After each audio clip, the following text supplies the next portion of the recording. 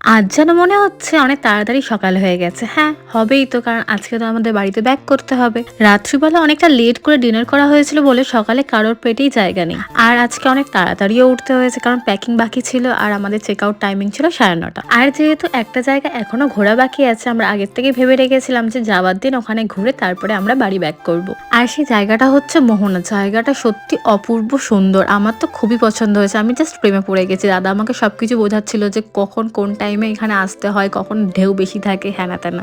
আর এখানকার হাওয়ার ব্যাপারে কি বলবো, চুল যতই নষ্ট হোক হাওয়াটা দুর্দান্ত ছিল। আমি তো খুব এনজয় করেছি মোমেন্টটা। আমি তো শুধু বলেই যাচ্ছিলাম যে আগে কেন এখানে আনোনি, কিছুক্ষণের জন্য থাকতে পারলাম শুধু। তারপরে এটা দাঁড়িয়ে পড়েছিল মাছের বাজার দেখার জন্য। বাপরে বাপ, কত রকম মাছ আছে এখানে। এবার আর কি আবার ব্যাক টু লাইফ, আবার পুরোনো রুটিন স্টার্ট। মাঝখানে দাঁড়িয়েছিলাম আমরা একটা হোটেলে খাওয়া দাওয়া করার জন্য। তাহলে চলো আজকে ভিডিওটা কেমন লাগলো আমাকে জানিও, আর খুব তাড়াতাড়ি একটা নিউ ভিডিও দেখা হচ্ছে। ততক্ষণের জন্য টাটা।